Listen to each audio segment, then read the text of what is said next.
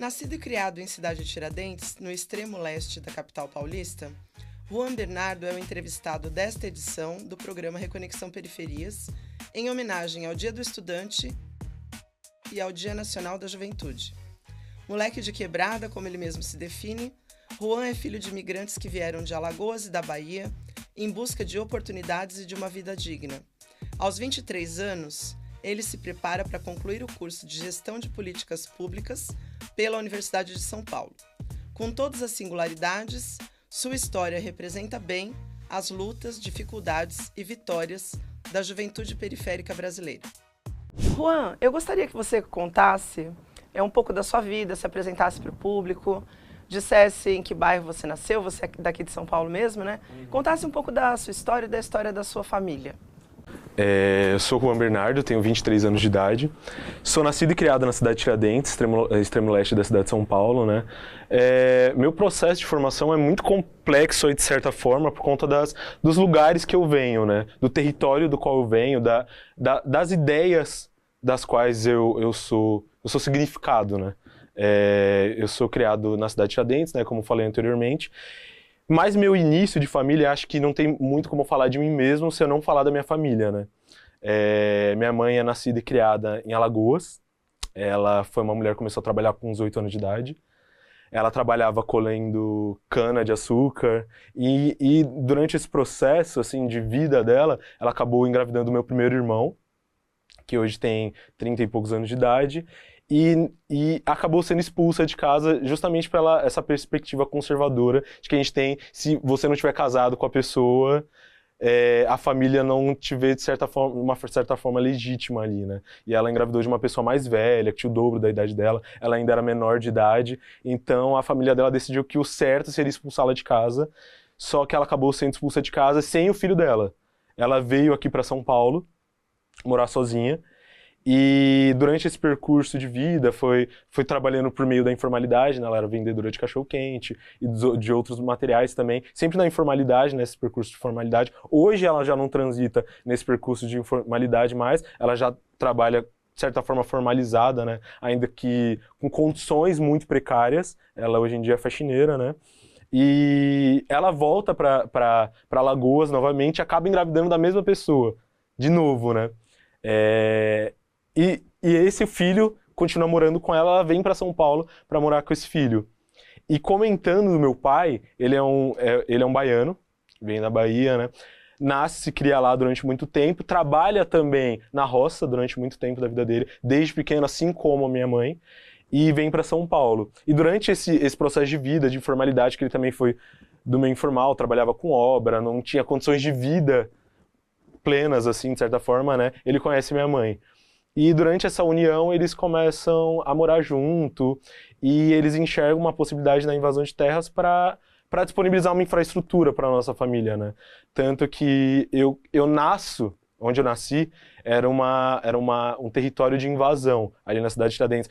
Onde fica hoje em dia, mais ou menos ali, o terminal da cidade de Tiradentes, tem um mercado ali na frente que é o Extra, atrás desse mercado tem esse território que é de invasão. Hoje em dia, eles conseguiram ganhar o processo, hoje em dia eles têm a legalização desse território, né? A gente tem acesso a esse território enquanto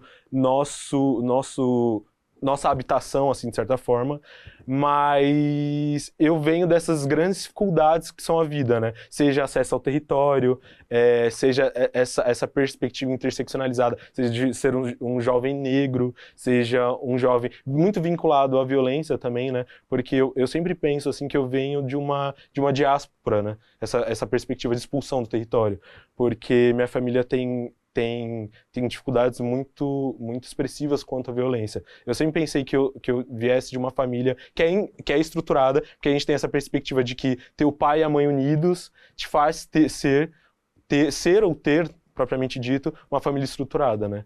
Mas, na real, não é. Eu tenho um irmão hoje que está preso, que foi condenado a mais de 10 anos de prisão por causa do tráfico de drogas e todas essas relações, e minha família sai desse território justamente pela necessidade de sobrevivência dos seus outros filhos que eram mais novos. No caso, eu e meu irmão, que chama Rodrigo, ele é 2 anos mais velho que eu, e nesse processo de saída do território, aos 8, 9 anos de idade ali, a gente passa a morar numa região de classe média, essa classe média do Tatuapé, né? Na região do Tatuapé, Vila Carrão ali, em condições que não é propriamente de classe média, a gente continua sendo um grupo que participa dessa periferia, né? Porque essa compreensão do Reconexão Periferias de que periféricos são todos aqueles grupos excluídos do espaço poder, a gente continua, não me identificava tanto até compreender essa forma de periferia, porque eu pensava, só de não estar mais dentro da periferia eu deixei de ser periférico.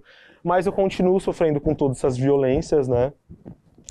Nesse espaço, ainda que seja de classe média, porque a gente vai morar numa casa que tem condições muito precárias. E durante meu processo de desenvolvimento eu consigo acessar uma escola que é privada através de bolsa. E eu passo a notar ali, né, essas diferenças de realidade. Minha sala tinha muito mais pessoas brancas, minha escola tinha muito mais pessoas brancas, então esse processo de formação para mim foi muito complicado, assim, porque eu não me via naquele espaço, mas eu tentava me enxergar, tentando me ver como uma pessoa branca, para conseguir me inserir naquele espaço, né? Porque a gente tem essa dificuldade de, enquanto pessoa negra, de se entender. Mas foi um processo muito difícil, assim, hoje, esse processo de formação até chegar à universidade pública é um processo muito complicado, assim, mas eu vejo que se eu fosse me significar, eu acho que tá para além dessa significância de ser estudante da universidade pública, que ainda seja muito importante, mas eu me vejo muito como um moleque de quebrada que teve acesso muito difícil, muito dificultado aos outros espaços da vida, aos outros espaços de qualidade da vida, né? Porque meus pais não tiveram chance de se formar nem no ensino fundamental, então eu sou, de certa forma, uma revolução para minha família. Eu sou o segundo filho a conseguir se formar no ensino médio, e eu sou o primeiro filho de uma família inteira a conseguir acessar a universidade e potencialmente a universidade pública, né? Que é uma dificuldade muito grande que a gente enxerga, assim, para essa família como um todo. E não só a universidade pública, você é estudante da USP, né? Que é uma Exatamente. das universidades mais importantes do Brasil. Eu queria te perguntar uma coisa sobre essa história toda que você contou. A sua família, em algum momento, participava de movimentos de moradia? Tinha consciência política ou participava de alguma discussão desse tipo? Como foi essa vivência sua infância, na sua adolescência? Meu pai tem esse processo ainda muito limitado, né? Porque ele não tem essa compreensão macro, assim, do que é a política, justamente pela essa dificuldade de acessar esses debates, assim, principalmente por não ter uma compreensão crítica do todo, assim. Mas meu pai participava, assim, das organizações que aconteciam lá. Até hoje em dia, durante muito tempo, ele continuou participando para a gente conseguir ter acesso aos documentos de habitação desse território que a gente acessou por meio do processo de invasão, né? Eu lembro que minha mãe conta muito uma história que é, tipo assim, eles são informados de que aquele território vai ser invadido e eles começam a participar desse processo de invasão, né? Quando eles chegam para invadir esse território, eles chegam com corda para delimitar o território em que cada um vai conseguir acessar ali qual território, qual espaço vai ficar para cada um. E durante esse processo de construção, as pessoas começam a construir casas de madeira. E eu lembro minha mãe contando que chega um cara da prefeitura e informa, que também morava naquele território, que informa que se a prefeitura chegar, a probabilidade dele derrubar as casas que são de madeira é muito grande. Se eles construíssem uma casa de tijolos, seria uma possibilidade que eles conseguiriam continuar naquele território e seria uma possibilidade de resistência, né? Então esse é um viés que eu enxergo que sim, eles participaram desse processo, dessas reuniões, e até hoje acabam participando, porque eles têm, ainda que a gente tenha saído desse território, ele tem uma vinculação com esse pessoal que vive ainda no território, ainda que não tenha deixado de ser periférico. Entendi. E uma curiosidade também, né? Você, que como se define você mesmo, é um moleque de quebrada, sabemos que nesses territórios periféricos tem poucos equipamentos públicos, pouco acesso a livros, biblioteca, cultura. E eu acredito que muitos jovens de periferia, eles nem sonham estudar na USP porque eles não têm acesso à informação. Quando foi que você começou a achar que você poderia estudar na USP? Você teve acesso a equipamentos públicos durante a sua infância? Durante o momento que eu morava na cidade de Tiradentes, o o acesso ao tipo cultural que a gente tinha era muito mais pelo esporte, né? Acesso a tipo de brincadeira, esse tipo de coisa. Quando eu faço essa transição, minha família, no caso, faz essa transição para um território de mais classe média, e principalmente eu consigo acessar essa escola privada, eu consigo passar a ter mais acessos a esse desenvolvimento cultural muito entre aspas, né? O que está muito vinculado à universidade pública. Eu passo a conseguir ver as pessoas debatendo mais sobre livros. Eu lembro até hoje que o primeiro livro que eu li foi durante o momento que eu estava na quarta série, foi um livro chamado Ladrão de Raios, que eu consegui ler ele em uma semana. Foi o primeiro livro que eu li, justamente pelo meu irmão estudar na mesma escola que eu, e ele teve um professor de história que um método de avaliação dele era através da leitura. Ele dava provas com base nas leituras que eram disponibilizadas a eles. Então, esse é a minha primeira entrada à possibilidade de leitura de livros, de consumo desse tipo de produto, assim, de certa forma, sabe? E a partir disso, eu começo a ter determinadas trocas, porque, por exemplo, acho que uma possibilidade de desenvolvimento cultural que eu tive muito grande foi através do hip hop, do rap, porque meu irmão, que está preso hoje em dia, infelizmente, ele apresentou desde quando eu era criança, eu lembro que eu tinha uns 2, 3 anos de idade, ele já apresentava pra gente Racionais, outros grupos também, como o 50 Cent, Eminem. Eu lembro muito bem, desde pequeno, eu consumindo esse tipo de material, principalmente o funk também, né? Porque a gente tem muito esse acesso dentro da periferia, assim. Claro que também outros tipos de cultura também, principalmente por causa do meu pai e da minha mãe, outros tipos de musicalidade como forró, né? Mas acho que esses são os tipos de acesso que eu tive. Mas eu acabei tendo a possibilidade de leitura principalmente por conta da escola. Porque a gente, quando para pensar sobre disponibilidade de políticas públicas, a gente compreende e entende que tem esse tipo de desigualdade entre os territórios de acordo com o acesso que a gente tem às políticas públicas, né? Com a disponibilidade de bibliotecas, a disponibilidade, por exemplo, de CELS, que você consegue desenvolver algum tipo de esporte. Então, acho que é isso, de certa forma, assim. Esse acesso que eu tive está muito vinculado à escola, entendeu? E também, claro, aos meus irmãos, pelas presenças culturais que eles disponibilizaram para mim. E a USP? Como foi que você pensou em estudar na USP?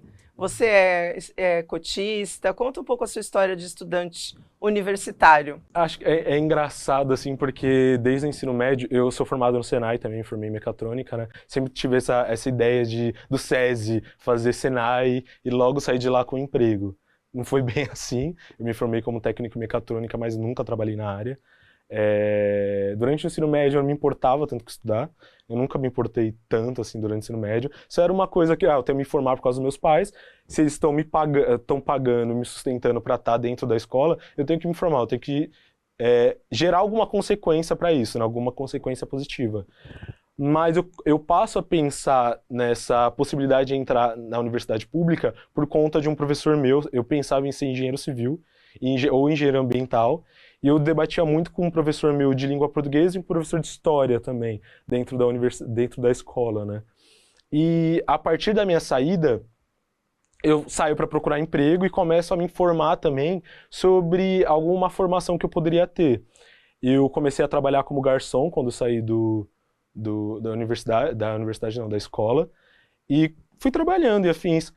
E a partir do conhecimento que eu tive de alguns amigos ali, né, que são de classe média, que estavam conseguindo acessar a universidade, eu comecei a compreender um pouco disso e compreendi que talvez fosse bom para mim, porque a universidade é uma das maiores possibilidades para a população pobre de ascender, né, quando a gente tem acesso.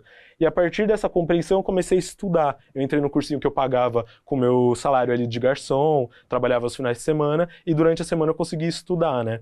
E durante esse processo de estudo, de compreensão, eu comecei a perceber que talvez a área de engenharia não fosse a área ideal para mim, assim.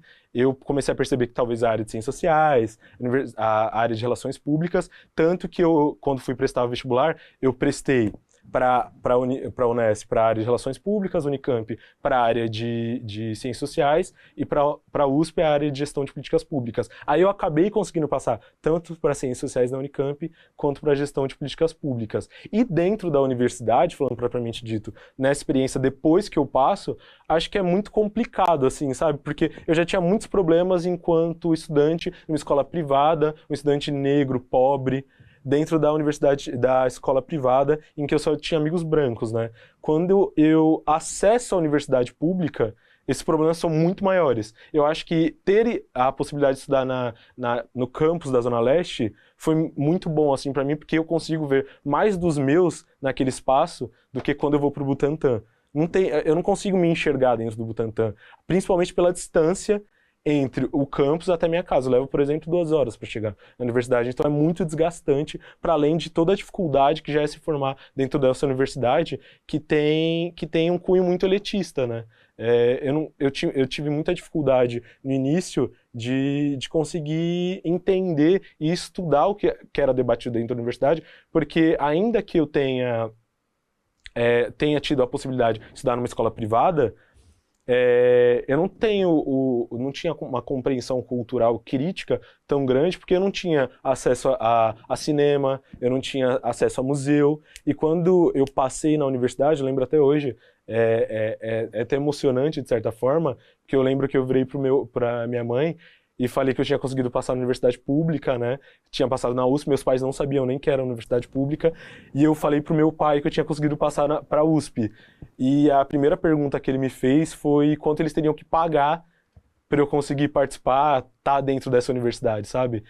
E quando eu falei para ele que eu não tinha que pagar nada, eu tinha até a possibilidade de receber para fazer iniciação científica, para me desenvolver, seja socialmente, seja profissionalmente dentro daquela universidade, foi um baque muito grande, sabe? Tanto que eu estou tentando aproveitar do meu salário enquanto hoje pesquisador na fundação, para conseguir pagar o meu baile de formatura, para que meus pais consigam ter acesso a esse espaço que nunca lhes foi dado, nunca lhes foi permitido, sabe? Então acho que o processo de formação na universidade pública, de certa forma, tem seus aspectos positivos, né, socialmente, mas também tem seus aspectos muito negativos, porque a população negra não consegue se enxergar. Mas o que me deixa muito feliz é que a política de cotas tem nos feito prosperar, de certa forma, em acessar esse espaço, ainda que eu não seja um estudante cotista. Eu sou um estudante que entrou por meio da ampla concorrência, justamente por ter sido um bolsista, e bolsistas não podem ter acesso a cotas, tem que vir diretamente de escola pública, né? Mas eu tive a sorte e o esforço de conseguir acessar através da ampla concorrência, ainda que seja muito importante as cotas, né? E tem uma coisa também que a gente sabe, né, que é amplamente conversado e debatido pelos estudantes, que fora a grande luta que é acessar a universidade, depois você tem que cursar e conseguir terminar, e muitas pessoas desistem no meio do caminho, porque não tem como se manter durante esse período. Você conheceu pessoas que desistiram? Você teve acesso à bolsa de permanência? Como que é isso hoje dentro das universidades? Tá mais acessível a bolsa de permanência? Continua uma grande luta para conseguir terminar? Se você puder falar um pouco disso, eu acho que é bom. As políticas públicas voltadas à permanência, eu acho que são muito importantes. Como um todo, o ano passado, meu pai sofreu um acidente, ele lesionou as costas, né, e está um tempo sem trabalhar. E justamente por conta do acesso à política de permanência que eu pude continuar na universidade pública. Porque querendo ou não, um salário estagiário não te proporciona muitas coisas, né? Então a necessidade de ajudar dentro de casa sempre é uma instabilidade com que o estudante mais pobre, e principalmente a população negra, tem, né? Então eu conheci alguns amigos que por conta da dificuldade de acesso tiveram que trancar o curso, e eu acho que isso tem muito a ver com o nível de cobrança que a gente tem na USP, né? Porque para eles manterem esse status de melhor universidade, alguém tem que se matar para conseguir isso.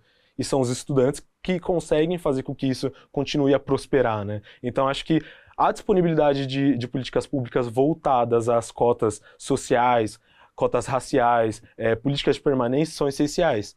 E essa possibilidade de acessar esse tipo de política pública é essencial, principalmente para conseguir fazer com que, para além da universidade pública, a gente possa também prosperar, de certa forma, através dela, né? Porque não tem como a gente pensar a universidade pública prosperando por si só, sem ter uma via de duas mãos, né? Porque, querendo ou não, a gente acessa compreendendo que a gente vai poder ter uma melhora qualitativamente de vida. E esse processo de formação dentro da universidade pública é muito complicado, justamente pelo que eu comentei anteriormente, pelo nível de demanda que a universidade pública tem. Porque, querendo ou não, estudantes que são pobres, muitas vezes não ficam limitados apenas à política de permanência, né? Tem a necessidade de trabalhar também.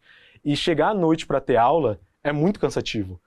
Você não consegue aguentar 4 horas de aula, ler todos os materiais que são disponibilizados pelos professores, ainda que seja muito importante, óbvio, mas a gente tem que pensar que as pessoas que estão estudando à noite, muito provavelmente estão à noite porque não têm o privilégio de estudar pela manhã. Muitas das vezes eu estou passando pela IASH, andando pela manhã, e tem estudantes tomando sol, aproveitando a universidade pública como um todo, sabe? Que não é uma possibilidade que eu tive. Eu nunca cheguei a ficar durante o dia na universidade justamente pela necessidade de trabalhar. Eu chego na universidade, tenho aula e vou embora, porque eu não consigo ficar mais tempo na universidade, sendo que minha aula acaba 11 da noite. Eu tenho que chegar em casa, descansar, entre aspas, para no outro dia estar de pé e sobreviver mais um dia, né? Então essa é uma dificuldade muito grande, seja a demanda da universidade, seja a demanda social, econômica e profissional que os estudantes mais pobres têm, né? Eu queria falar um pouco também sobre o futuro. Agora a gente já falou um pouco do presente, né? Uma das coisas mais tristes que a gente vê hoje no Brasil é que muitos jovens saem da universidade e não conseguem trabalho. Eu queria saber, assim, do ponto de vista mais geral, como que você vê essa questão, se você acha que tem saídas, o que pode ser feito. E queria que você falasse um pouco de você também, o que você pretende fazer. Você está terminando o curso, né? Eu acho que você termina esse ano, é isso? Uhum. Conta um pouco aí o que você vai fazer e como que você vê essa questão do mercado de trabalho para a juventude. A perspectiva é sempre terminar em algum momento, né? A gente não sabe se vai conseguir. Esse é um problema, né? Mas eu pretendo terminar, se eu não conseguir terminar esse ano, o máximo é o meio do ano que vem, mas pensando nessa perspectiva de pensamento sobre a possibilidade de não conseguir emprego, né? Porque, por exemplo, a gente entra na universidade pública e a gente já pensa que vai ter emprego garantido. É essa mesma visão que eu tinha quando eu acessei o Senai, de que eu já teria emprego garantido. Mas não é assim, né? Não é assim que acontece. São vários problemas que geram determinados tipos de consequência. Não é porque eu consegui acessar a universidade pública que eu vou ter emprego garantido. São muitos problemas que acabam desencadeando futuros que a gente não consegue compreender estando aqui hoje, né, de certa forma, assim. Mas, como um todo, assim, eu acho que é muito problemático a gente, quando acessa a universidade pública, e a gente não tem essa garantia, e não só a universidade pública, também tem as universidades privadas, né, que cada vez mais são sucateadas em objetivo de conseguir orçamento. Porque a gente não tem que ter essa perspectiva de que a educação é um produto a ser vendido, né? A gente tem que ter uma compreensão sobre a educação, que ela deve ser um direito de acesso para todos e todas e todos, independente do espaço, do território que esteja. Mas comentando agora sobre essa perspectiva de horizonte para o que eu quero fazer, eu pretendo começar a estudar agora, né? Porque é isso, eu pretendo em 2026 começar o mestrado em economia. Eu tenho muita vontade de continuar estudando cultura periférica, principalmente os baile funks, porque são uma possibilidade de sobrevivência da nossa população periférica, né? Uma possibilidade de relação com o território periférico. E acho que é basicamente isso, de tentar fazer com que as nossas possibilidades cresçam, assim, de certa forma, com base na nossa cultura, né? Fazer com que a nossa cultura seja mostrada não pelo viés apenas da violência e resistência à violência, seja uma possibilidade de sobrevivência e, para além de sobrevivência, de vivência, né? De demonstrar que a gente tem outras possibilidades também para a nossa vida, de não só sobreviver, levar 5 horas dentro do metrô, Eu acho que é um pouco disso, assim, de tentar fazer com que a gente mostre que, em meio ao trabalho, à exploração que a gente tem que sobreviver dia após dia, que a nossa cultura demonstre uma possibilidade de vida pra gente. Acho que é um pouco disso, assim. Eu queria também falar com você sobre um tema que é muito importante, né, para a população periférica, que é o racismo. Você é um jovem negro. Hoje, no Brasil, nós temos uma das legislações mais avançadas do mundo de combate ao racismo. Só que, infelizmente, ela não é eficaz para tornar a sociedade menos racista e para ampliar a igualdade de oportunidades para a população negra. Eu queria que você contasse um pouco da sua vivência, né? Como foi que você percebeu que você vivia numa sociedade racista? Como você lida com essa questão hoje? E o que você pensa das políticas que existem hoje, como elas podem ser aperfeiçoadas para que isso mude no Brasil? É engraçado pensar que... Não engraçado, de certa forma, né? Não adianta muito a gente ter a teoria se a gente não tem a prática, né? A gente é um dos países mais racistas do mundo. A gente foi um dos que demorou mais para acabar com a escravidão, né? E não adianta, como eu disse anteriormente, ter a teoria se a gente não for ter a prática. Porque, assim, é engraçado pensar que uma das... Engraçado pensar ironicamente, pensar que uma das formas que eu descobri o racismo com relação a mim mesmo foi um dos primeiros enquadros que eu tomei. Porque a gente nunca esquece o primeiro carinho, entre aspas, que a gente recebe da polícia durante quando a gente tá voltando de algum rolê à noite, voltando para casa, seja de trabalho, seja de universidade, seja de alguma coisa, assim. Eu era menor de idade ainda e com o enquadro policial eu fui agredido e eu não entendi o motivo. Eu tava voltando para casa e acabei sendo agredido. E converso com meu irmão, que ele é mais velho, né? Ele falou, mas isso acaba sendo uma normalidade pra gente, né? Isso acaba sendo muito normal. E eu sempre fiquei pensando sobre essas coisas, e principalmente dentro da escola também. Eu percebi esse tipo de coisa, a forma que eu era tratado, né? Que é totalmente diferente, principalmente por ter... na sua grande maioria, pessoas brancas dentro da escola. Porque eu sempre pensei, eu tenho cabelo liso, que não sei o quê, e eu era uma pessoa, e sou uma pessoa negra, né? E eu lembro até hoje que uma amiga comentou, não, o Juan tem cabelo liso, que não sei o quê. E um colega da sala virou assim, não, ele não tem cabelo liso, ele tem cabelo duro. Aí assim, eu fiquei pensando, por que cabelo duro? E eu só vim compreender hoje em dia que não é cabelo... Hoje em dia é um tempo, né, já. Que não é cabelo duro, é um cabelo crespo. E eu também não tinha tanto essa relação com os meus pais de debater essas discussões com meu pai. Porque meu pai é uma pessoa negra, mas minha mãe é uma mulher branca, que vem do Nordeste, não tem essa compreensão crítica de debate. Meu pai era um cara que tinha cabelo black, mas ainda assim, de certa forma, meu pai sempre reproduziu o racismo, né? Porque ele sempre dizia que a gente tem que tomar cuidado, porque preto, de certa forma, tem que tomar cuidado com X coisa, que não sei o quê, a gente repassa determinado tipo de imagem. Ainda que meu pai fique puto com algumas coisas que acontecem com ele, por exemplo, já foi seguido diversas vezes dentro do mercado e ele ficava puto com segurança porque ele tentava bater de frente de certa forma. Ele não sentia reprimido, né? Ele ia bater de frente com segurança, perguntando, por que você tá me seguindo? Então acho que esse foi um tipo de representação política, de certa forma, de resistência para mim, ainda que ele tenha esse viés de reprodução do racismo, né? E essa ideia sobre como eu fui aprendendo sobre as ideias, e muitas das coisas dos espaços que eu participo hoje são de maioria de gente branca, né? A gente vai percebendo quanto a gente vai progredindo economicamente da vida, menos pessoas negras a gente tem nos espaços. Acho que muito do meu dia a dia é isso.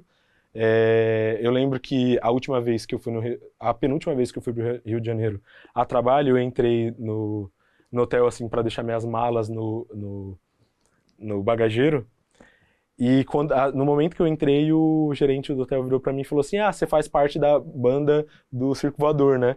Eu falei, não entendi, desculpa, não consegui entender. Aí ele falou, você não toca pra banda? Eu falei, não, eu sou pesquisador, tô vindo pra tal e tal evento. Aí ele olhou pra minha cara assim, tipo, dane-se e saiu. Como se aquilo não fosse nada, sabe? Tipo, não tem nenhum tipo de compreensão, assim, desse racismo velado. Então é muito difícil a gente tentar fazer com que a teoria se torne prática se a gente não tem nenhuma crítica com relação a essa normalidade que a gente tem no dia a dia.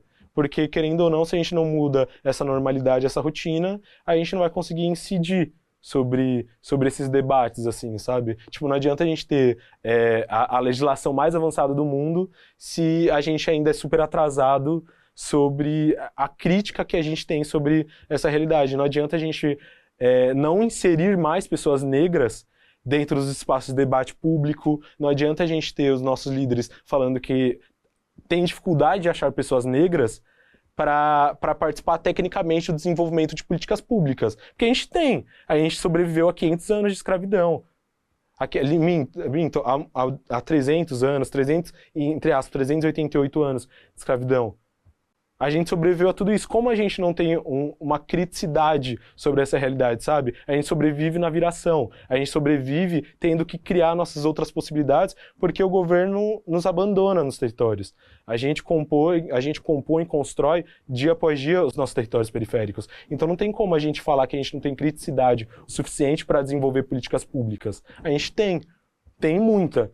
Só que qual é o nível de percepção, qual é o nível de necessidade que eles têm de nós participarmos desses espaços, sabe? Acho que esse é o debate que a gente tem que colocar também, de por que a gente não tá nesses espaços, a gente sabe, mas a gente tem que colocar em pauta todo dia. E isso acaba sendo muito desgastante também, né? De certa forma. Porque a gente sempre tem que debater sempre a mesma pauta. A gente não quer só debater sobre raça, e sobre essas pautas, ainda que sejam muito importantes. A gente tem que debater sobre política pública para o esporte, a gente tem que debater sobre política pública para a educação, a gente pode debater sobre economia, a gente pode debater sobre todos os outros tipos de tema. A gente não precisa só ficar vinculado a convites para debater racismo em determinados tipos de mês. A gente não pode ficar limitado a apenas um dia no ano. Sabe, eu acho que a gente limitar a esses momentos apenas não faz com que a gente tenha nenhum tipo de avanço sobre essa teoria, sobre essa legislação. Entende? Eu acho que é um pouco disso, assim, de certa forma. Você tem razão. A questão é que para nós ocuparmos mais espaço, alguém tem que abrir mão, né? Exatamente. E essas pessoas não querem abrir mão. E é difícil a gente avançar se a gente não tem representatividade, né? Porque, querendo ou não, hoje em dia, eu vi um vídeo fugindo totalmente de um pouco da discussão, assim, de certa forma, eu vi um vídeo de uma criancinha vendo aquela sereia que é da Disney sendo uma representatividade negra. O quanto a gente consegue diferenciar quando a gente se vê nos espaços, sabe? Quando a gente nos vê ocupando os espaços. Acho que isso, assim, é muito importante, sabe? Quando eu passo a me relacionar também, de certa forma, com pessoas negras, quando a gente passa a ocupar os espaços nessas relações, a gente se enxerga.